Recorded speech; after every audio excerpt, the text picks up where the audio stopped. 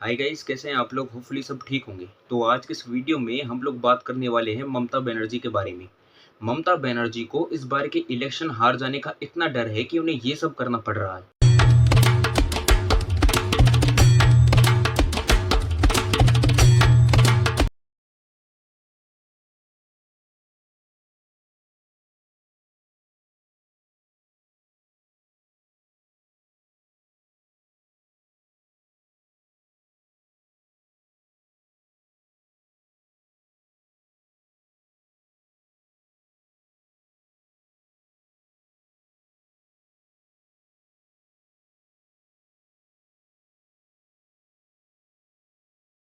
और वहीं दूसरी तरफ प्रधानमंत्री नरेंद्र मोदी जी बंगाल की सड़कों पर घूम रहे हैं, लोगों का प्यार ले रहे हैं और गंगा नदी में जाकर फोटोशूट वगैरह कर रहे हैं। और इतना ही नहीं, नरेंद्र मोदी जी बंगाल की सड़कों पर घूमकर झालमुरी खा रहे हैं।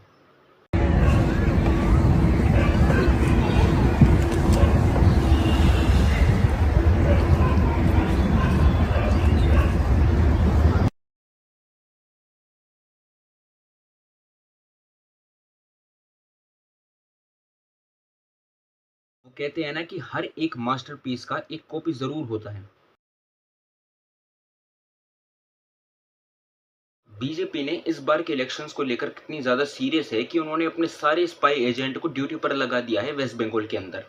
ममता बनर्जी नरेंद्र मोदी और बीजेपी के लिए बंगाल में रास्ता खोल रहे हैं, क्योंकि वो सही सरकार नहीं चलाती, भ्रष्ट सरकार चलाती है, रोजगार नहीं दिलवाती, विकास नहीं करती। नतीजा क्या है? बंगाल में बीजेपी की सरकार कभी नहीं आनी चाहिए, मगर आपके जो चीफ मिनिस्टर हैं ममता बनर्जी, वो बीजेपी के लिए बंगाल में रास्ता खोल रही है। आज के समय में वेस्ट बंगाल के अंदर जितनी बुरी कंडीशन है, जितने बुरे हालात बने हो चुके हैं वेस्ट बंगाल के अंदर, शायद ही आपने किसी भी देश में या फिर किसी भी देश के राज्य के अंदर कभी भी देखे होंगे। इस बारे में भी बात करेंगे और इस बारे में भी जरूर बात करेंगे कि कैसे एक लेफ्टिस्ट ग्रुप, एक सोशल मीडिया का पूरा ग्रुप, कैसे वो प्रोपेगेंडा फैलाता है और कैसे रियलिटी को दबाता है। इस बारे में भी जरूर बात करेंगे। तो चलिए वीडियो को शुरू करते हैं। कहने को तो हमारा देश एक कंप्लीटली लोकतांत्रिक देश है, संविधान है, यहाँ पर बोलने के लिए फ्रीडम ऑफ स्पीच है, लॉ एंड ऑर्डर है, आर्मी है, ये सारी चीज़ें हैं। लेकिन ये सारी चीज़ें जो हैं वो वेस्ट बंगाल के अंदर लागू नहीं होती है।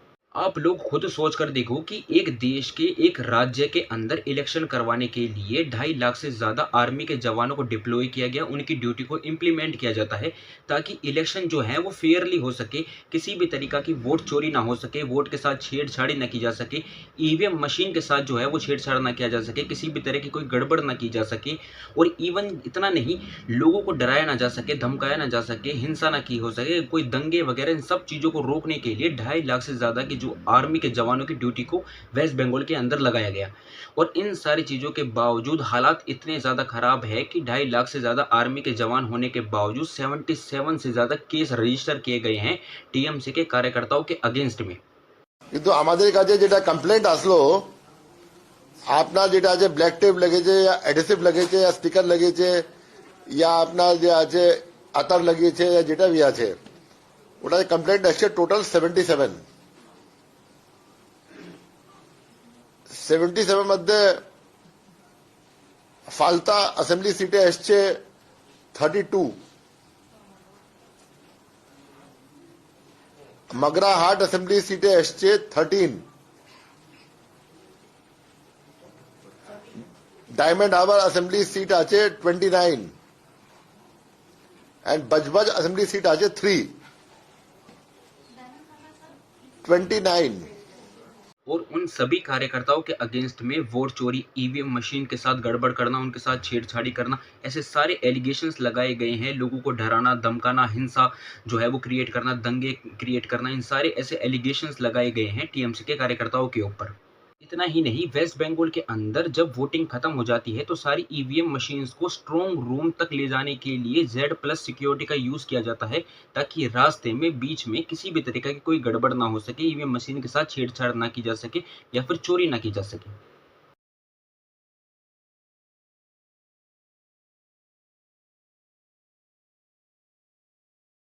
নিয়ে এখন ডিসিআরসি তে যাচ্ছি।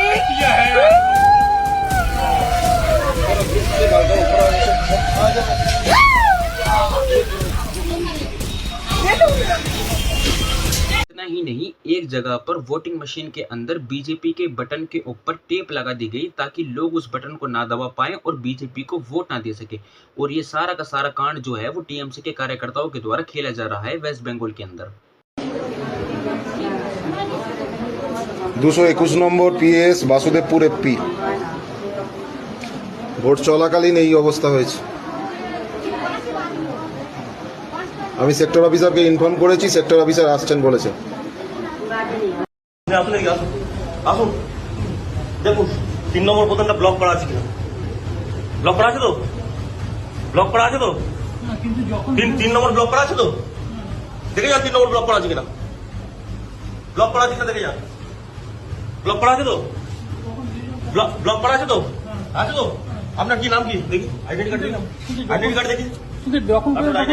इतना ही नहीं, एक माँ को अपनी बेटी के इंसाफ के लिए, जिसकी बेटी का रेप हुआ हो, मर्डर हुआ हो, अपनी बेटी के इंसाफ के लिए इलेक्शन लड़ने पड़ते हैं ताकि किसी भी तरीके से कैसे भी उनकी पॉलिटिकल पार्टी इलेक्शन को जीत जाए।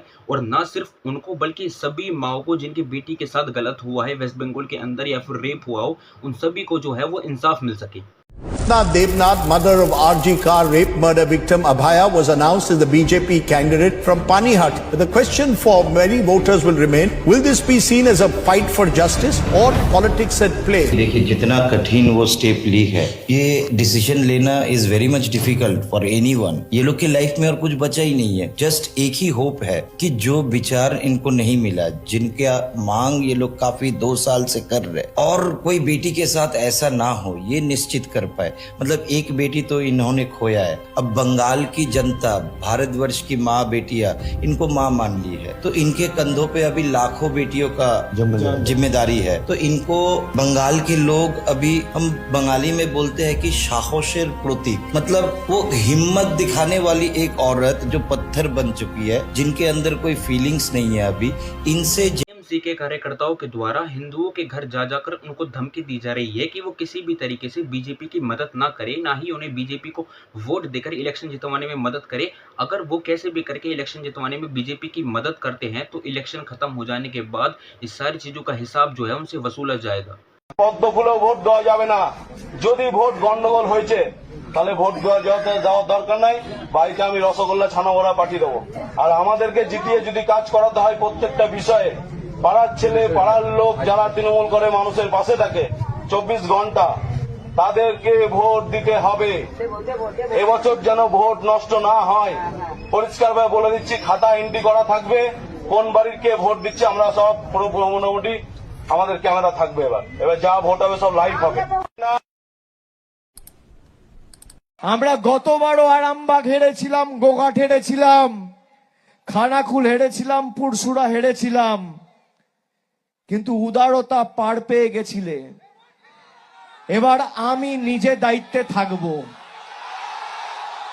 4 তারিখ 12টার পরে কোন জল্লাদের কত ক্ষমতা আর কার দিল্লির বাবা কাকে বাঁচাতে আসে আমি 4 তারিখ দেখব। इतना ही नहीं, टीएमसी के कार्यकर्ता रफीकुल हुसैन के घर से 100 से ज्यादा लाइव बॉम्ब जो है वो बरामद किए गए हैं, जिनका इस्तेमाल वो किस लिए करते, ये आइडिया आप खुद लगा लो।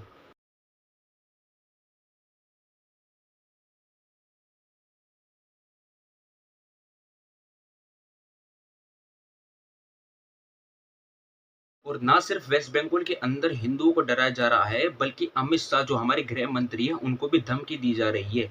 আমি অমিত শাহকে চ্যালেঞ্জ করব, যদি আপনার বুকের পাটা থাকে আর বাপের বেটা হন, 4 তারিখ কলকাতায় থাকবেন, 12টার পর দেখা হবে।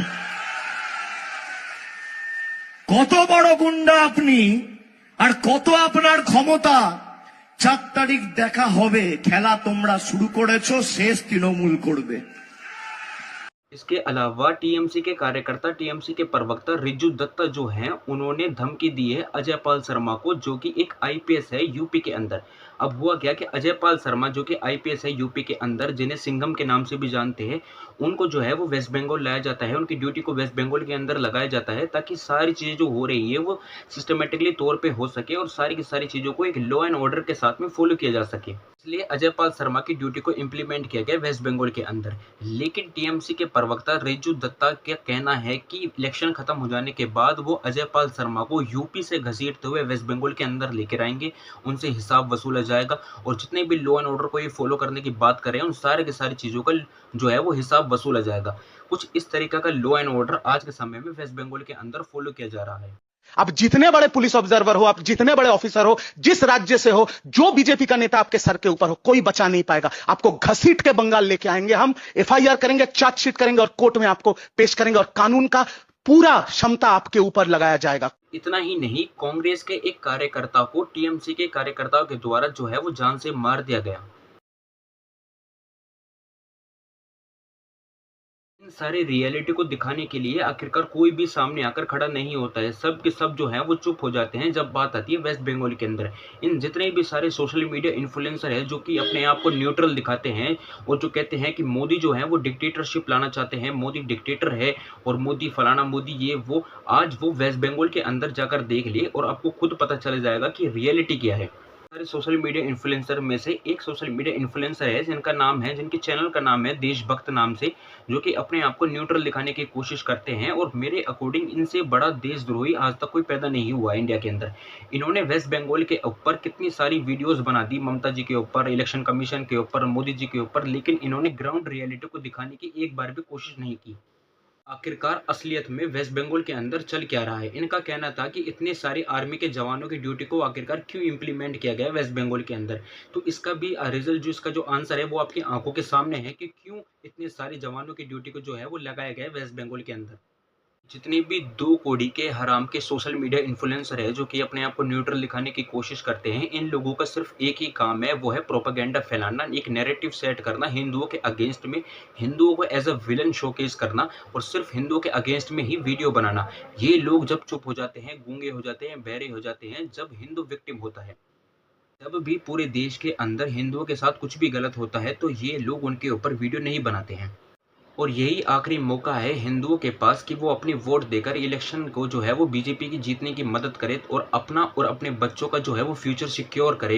हिंदुओं के पास एक लास्ट चांस है और बीजेपी के पास भी लास्ट चांस है इस बार के इलेक्शंस को जीतने के लिए। वीडियो को फिलहाल यहीं एंड करते हैं गाइस। होपफुली आपको वीडियो अच्छी लगी तो लाइक करें, चैनल को सब्सक्राइब करें, हाँ वीडियो को शेयर जरूर करें।